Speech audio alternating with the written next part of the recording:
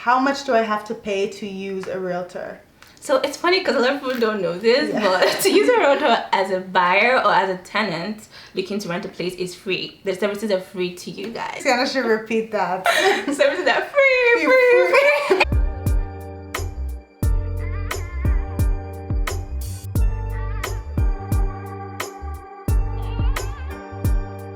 Hi everyone, welcome to my channel. My name is Reni. If you're new here, welcome, and if you're a returning subscriber, welcome back. I really appreciate each and every one of you visiting my channel today.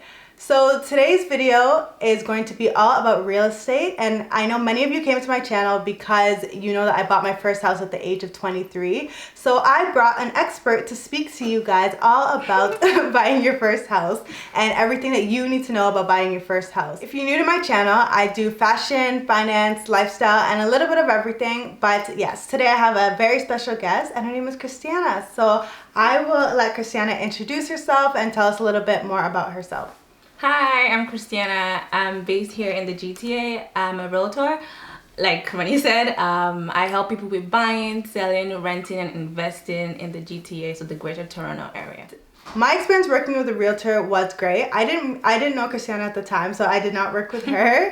But I worked with a realtor to purchase my first house in London, Ontario. It was a very smooth process, and I think if I had not worked with a realtor, it would have dragged out the process so much longer trying to find all these properties. So if you want to watch my video about my first property and buying that, you can watch it. I'll leave it up here. But yeah, it was a great process. I highly recommend getting an expert to work with you because honestly, like, they know way more than you do. So okay, so the first questions that we have are about what the role of a realtor is when someone buys their first house. So my first question for you would be, what does a realtor actually do? A realtor helps with different things. They help with strategic planning.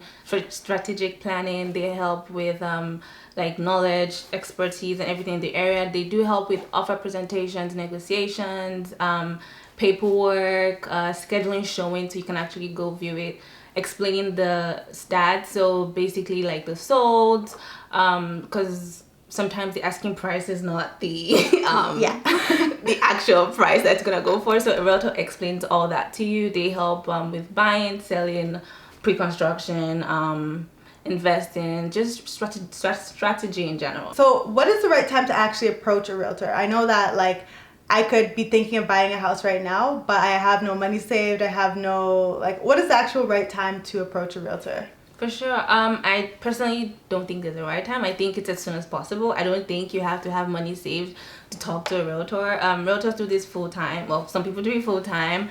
It's an actual job, and it's better for you to know like what you have to do ahead of time. So even if you're thinking of buying like in 2 years, in 1 year, in 6 months, in 3 months, it's okay. Based on the kind of person I am, I want to know like all I need to do first. So I think as soon as you're thinking of it, like, you can approach a realtor, and they can also point you to other professionals like mortgage brokers, lawyers, and all that. All those people that can help you. Okay, that's good to know. I personally think I approached my realtor once I had like enough money and I was actually serious about it. Like, what if someone's not serious? They're just like asking you questions to ask questions. Is that okay?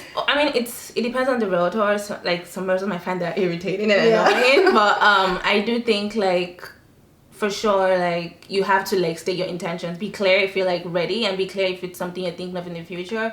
This is something like this is full-time job, this is people's time and money. So definitely don't waste your time and like act like you're gonna purchase or make a move in the next few days or few months. Let them know ahead of time like what your intentions are. If you have down payment saved, great, approach a realtor. If you don't, because you're lucky because you knew how much to save. Some people don't even know how the down payment strategy works. So talking to a realtor, it depends on your knowledge and like what you want to do and your goals. But I think just communicating clearly what you want to do and what your plans are, like, I think it's okay to approach a realtor anytime. Another question that we had was, how much do I have to pay to use a realtor? So it's funny because a lot of people don't know this, but to use a realtor as a buyer or as a tenant looking to rent a place is free. The services are free to you guys. Like, did you hear that, guys? I think Christianah should repeat that. Services are free. Like 100% free. Yeah. So yeah, I think if you're thinking of buying, like, why not? Like, honestly, you save yourself so much stress and so much. And honestly, like, just to point out, buying a house is it's a contract. It's not like you can't like just leave the next day. You have to understand in between the lines, the clauses, like please just use a realtor. Yeah, I agree. Use as many professionals as you can in order to make that process as smooth as possible. Because I've heard lots of horror stories. So now that we know it's free and most of these people will be choosing a realtor, I hope, everyone who's watching will be choosing to use a realtor, how do I actually choose a good one? Like I know there are obviously levels to this. So how do I choose a good realtor? I think there's basically like 3 things to consider. One of them will be, obviously, you have to be comfortable with your realtor. You have to be able to communicate what you want, what your goals are. Because sometimes people are looking at, I believe everyone should look at real estate as a long-term goal. But if you plan to own one property, that's good. If you plan to own multiple properties, that's good. But you always need to communicate this to your realtor so they know how best to serve you. So someone you can communicate with, and also someone that listens to you. Because you can say you want this X, Y, Z, but they might actually not listen to you, but you might not know till you start working with them, and you can leave if they're not doing that. But you should definitely work with someone that you can talk to and someone that actually listens to you and gives you what you need. Another thing you can look at is their expertise and their knowledge. So like market stats and just knowing the neighborhood, knowing like how all the stats are gonna work for your advantage. So yeah, someone that has the knowledge of the area, and then also their reviews. Like you never know, some people want to work with some people, but they don't know how they are. You can always look at their reviews to see what past clients have said. Ask around. You might have some friends, or your friends might know someone that might have worked with them. So definitely, I think just talking to people, find out their reviews, expertise in what you're looking for, and also being able to communicate with them and them listening to you. Yeah, I think especially what you said about referrals and reviews are so important, because it's one thing for an expert to say like, oh, I'm such a great realtor, like I know everything, but then when other people are saying it about them, like that's when you should people that you trust are saying it about them, that's when you should definitely trust them, I think. So we had lots of questions about buying a property and like how I go about buying my first property. So let's start with those questions. The first one is, does it make more sense for me to buy a pre-construction or not if it's for an investment property? Maybe you will just want to go into like what a pre-construction actually is. Yeah, true. So a pre-construction property or project is more of something it's a property that it's not built yet. So you're buying like the plans for the property.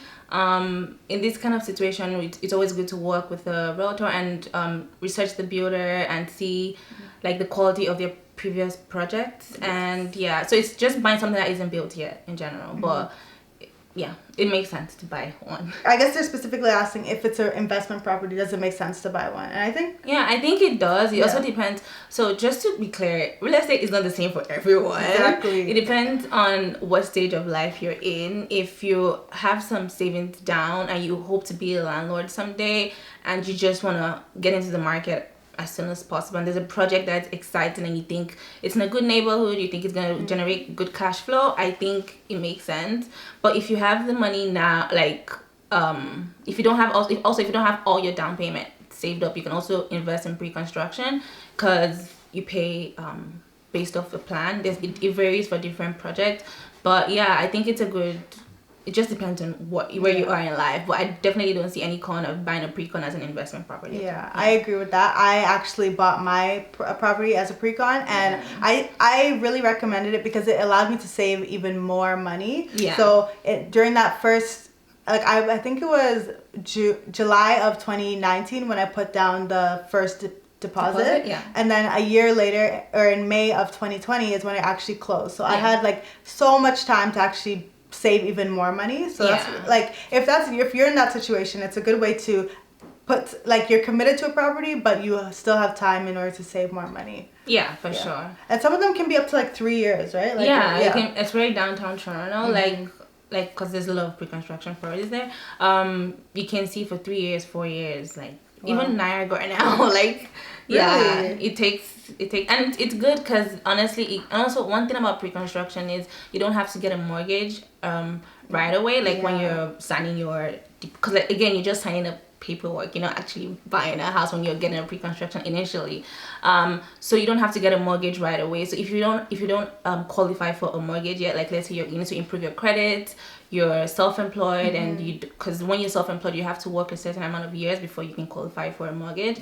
But let's say you have some savings, like these are examples of when I think you can definitely invest in pre-construction. The next question is, should I buy a more expensive home with a cosigner or a lower priced home for my first home? And I think a lot of these questions are very personal. Like you can't really tell them what to do. No, you have to like yeah. But what's it called? Honestly, I think just a general answer is I think it's all about the time in the market as opposed to like getting the perfect home. Yeah. Honestly, your perfect home, you might be able to get a perfect home right away. Most people can't because everyone wants something really nice, like, and they're worth millions. But you can definitely get. I think you should get what you can afford. Like get what you can. And buying a house or buying a property is not just your down payment. You have to think of it like in general to your debt to income ratio. So you have to think of it like long term. Can I actually afford this? So you can get a cosigner to like sign on your more expensive property, but can you pay the monthly bills,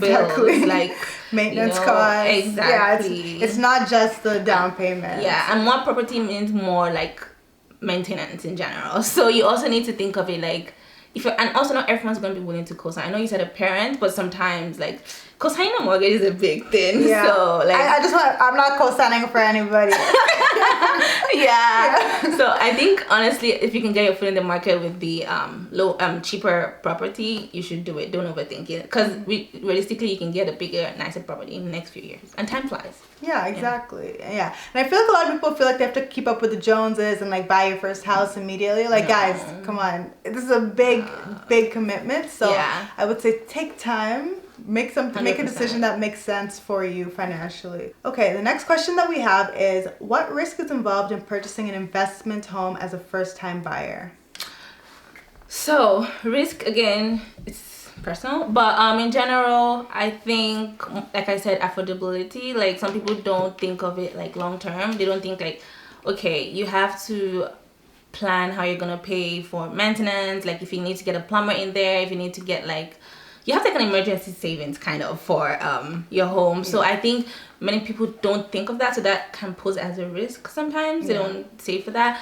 And then also if it's, because some people buy investment properties to get like group investing, you also want to think like, do you trust the person you're buying with? Like, and also I think the biggest risk is just cash flow. Will you be able to cash flow from the property? But again, like sometimes even just being equal is okay. You don't always, I mean, it's better than being negative, but you know what I mean? Like, and sometimes within 2 years, even the same year, you might not be like you might be cash flow positive some months, might be equal some months, like just because the market changes. Like now, due to COVID, landlords are getting less for their rents now compared to before, especially like in Toronto. I know outside the GTA and the suburbs is still a bit stronger.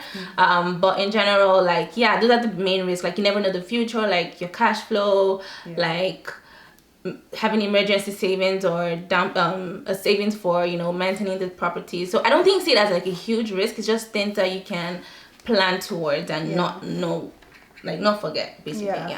And like guys, I talk to you about investing all the time. This is an investment. It's like investing is not just in the stock market or forex or whatever. Like investing in a house is also buying a house is also an investment. So there will always be risks with investments. So that's just something to consider. But if you do your research, you are knowledgeable before you put all your money in, which is the same with any investment, then you should be good. But just be ready for the ups and downs just with any investment. Exactly. How can we ensure we win at purchase when buying our first investment property? So this, I believe you mean you want to be cash flow positive. Correct, with so I think this is one of the advantages working with a realtor as well. So realtors can see how much rent is going for in the area you're looking at and the kind of property you're looking at, like 2-bedroom, townhome, like condo. They can break all that down before you actually make the investment. So you have to calculate if you're buying like a condo, you can calculate the maintenance fees. You also have to plan for vacancy rate, because sometimes you're not going to have like tenants in your space. You have to have that allotted on the side. And then what else? Yeah, just doing all your calculations ahead of time and seeing, okay, this is my mortgage, if this is what it costs, how the difference, and then knowing like, okay, is this going to be cash flow positive, or is it going to be just equal or negative? And then if it is positive, then you are winning. Yeah, you said it perfectly. Like, I think there is so much, as we said before, so much to consider other than just the down payment. Especially what Christianah said about making sure that you want to know what the rent is going for in the market, or else it doesn't make sense, especially if it's an investment property. It does not make sense if your mortgage payments are going to be $1,500 a month, but your rent you can get is only $1,000. May not make sense in order to buy that property. So those are the things that you can lean on an expert to help you with. Next question we have is, how does the process of looking to buy a first home take on average? How long? I think it really depends on where you are. If you've gotten pre-approved, if you know what you want, and all that, very personal. Yeah, but in general, based on my my experience, and I think it takes anything from weeks, couple weeks, 3 weeks to 6 months, But again, it depends on where you are in the process and how serious you are looking. Because some people say they're looking for a home for years, but I'm like, are you really looking for a home? Or you're just looking at the market, you know? So if you're really serious, I think it should take nothing more than 6 months. Or honestly, 2-3 months is the most common time frame, but 6 months is push. Yeah. But okay. And your realtor worked with you through that whole time for free? Yeah, they work with you for free. Yeah, that's also why it's good to communicate, so the realtor knows how serious you are, right? And also guys, this is their 9 to 5. Yeah. The same way you guys get paid for bi-weekly, they don't get paid bi-weekly, or we don't get paid bi-weekly. So it's more of only commission based on when the deal is closed. So just communicating and not wasting each other's time. Yeah, guys. I'm saying that politely. Yeah, no, I'll say it not politely. Guys, don't waste their time, please. That's rude. That's actually rude. Yeah. The next question that we have is, if I buy a house as a first-time home buyer, can I use the equity to buy another house while still owning my initial home, thereby owning 2 houses? Or do I have to sell the first one in order to get the second one? So in general, real estate, you hold for as long as you can. You do not have to sell your first property to buy a second property. There's something called refinancing, and that's pulling equity from your present home to buy a new one. I won't talk too much on that just because I'll leave that to a mortgage broker. But if you ask that question, you can reach out to me. I can connect you to some mortgage brokers that are really good with refinancing. But yeah, and that's how a lot of people build wealth, actually, to just take equity from one and put it as a down payment in another one. And it's definitely possible. And that's also one of the good things to talk to a realtor about, because they can let you know who you can talk to, so you can plan ahead of time. Yeah, that's exactly what I was about to say. I was like, see, she knows people. She can connect you with people. That shows you the value of working with a realtor. And I'm going to have a video with a mortgage broker. So once that is posted, I'll link it up here as well. Another question that we have is, if I'm approved for a $300,000 mortgage and I want a house of $400,000, is it possible to get what I want?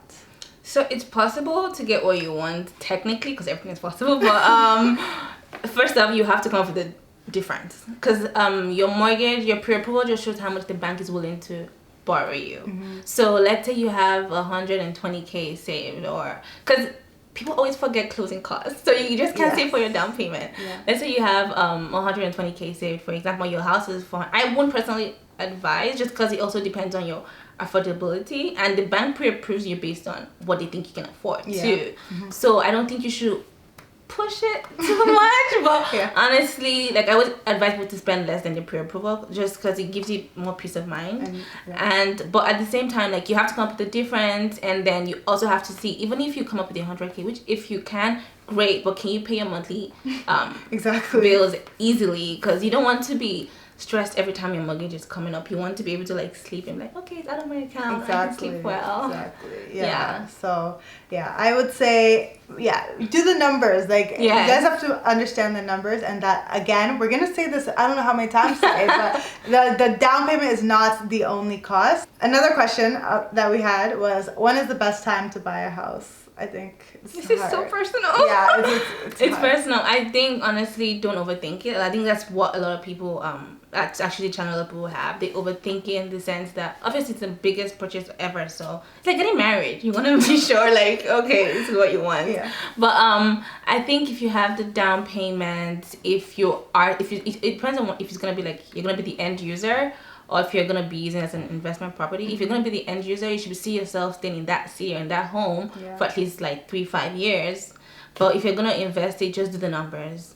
But as soon as you can, because all about the longer you're in the market, the more you can take from the market. Simple. So. Simple. And if there's a housing crash and you have money, I think that would be a good time to exactly to buy as well. You know, I heard that like in the winter it's harder to sell houses. Is that true? Like I don't think it's hard. I think it's just more like the buyers are serious to me. Like buyers, because it's colder. I mean, this winter is nice. Yeah, I know. But what's it called? I don't think it's harder to sell houses. A lot of houses sell like really well. Okay. Because they're on the market for a shorter time frame. Oh. And then the buyers that are looking are actually very like serious. And a lot of people also move. They move jobs start of the year and relocate, all that. So people that are looking are actually very serious. And yeah, I don't think no. Okay. It also depends on the real estate agent you're working with, their marketing strategy and everything too. So that may be another thing to look at when you're looking at a real estate agent. Like what marketing strategies do they use, right? Like like how do they list their houses? You know, because I've seen some real estate agents who like do amazing videos for every house, and I'm like, whoa, you guys. But that's also, I didn't mention that, my bad. But that's you know, when you ask me how much do you pay to use a realtor? Sellers pay for that, right? Because that's part of the marketing strategy they use for to sell their houses. So it's something you should look into as a seller or a landlord. Like, how is this person going to actually get as much exposure for my property as possible? So what are some unknown facts about buying your first home? I think we've touched on a few throughout the video. So one is that using a realtor is free. Another is closing costs. I think a lot of people underestimate how much they have to save. Personally, I always recommend saving 1.5 to 2% to 4% of the purchase price for your closing costs. And like people are like, whoa, another like 4%. But honestly, it's always good to over budget than under budget. At the same time, closing costs depends on like home inspections, for example. Like it depends on the size of the home, the location, and all that. Like it varies. So I think closing costs for sure is definitely something people need to think about 100%, because you don't want to see like a $20,000 bill like and you can't pay. I know a lot of people struggle to close when it comes down to close. Which is, it sucks because you build excitement and everything, and then it's like, and you put down your the deposit usually, right? To avoid stories that touch, then just go get your pre-approval and know how much you can afford, or that the bank is willing to, or a mortgage agent is willing to give you. Sure. Last question. How do you make a profit from rental properties when the rent just covers the mortgage? I think it's one of those things there's two ways to look at it. There's one of those things you have to look at one long term, like the market is gonna rise, like you rent in your area, like your investment property area might also go up. So, and also your financial situation might change. But even to renegotiate the terms of your mortgage and have like lower interest rate, like even like now interest rate compared to last year is like way less. So it depends on that. So I think you have to see it as a long-term thing. If you really like that neighborhood and like that investment property, like the possibility of it being cash flow positive. And then also some things you would do, it depends on your investment property, but you can do like coin laundry, you can do like vending machines, you can add little things that people have to pay for and make extra money on the side. Interesting. But also you guys can just research beforehand to see approximately how much the mortgage will be, and and that's also one thing the pre-approval is good for, because once you're pre-approved and you know the rate at which you're pre-approved for, you can actually like use that as base to go by. And where can someone hit you up if they want to hit you up? So you can find me on Instagram at Christianah, your realtor. You can also you can DM me, message me, and you can also book. I have a link on my bio on my Instagram page that allows you to book a call with me for 15 minutes. We can just chat about your process, where you are, what you're thinking, and then I can be able to advise you. Like if you need a buyer guide, I got you. If you need to sell, I got you. Free construction project, I got you. Perfect. This is great. I will leave all of Christianah's details in both the description box, and I'll leave them on the screen as well so that you guys all know where you can find her. If you have other questions, you can DM her directly. And yeah, thank you so much for being on my channel. Thank you so much for having me. This is fun. Yes, it was so much fun. And guys, if you're about to buy your first house and you're in the Greater Toronto area, hit Christianah up. She's your realtor. Yes. Christianah, you're a realtor. Thank you guys so much for watching. If you have anything else that you want to see next time, leave it in the comment section and I will definitely get that done for you. Thanks guys. Bye.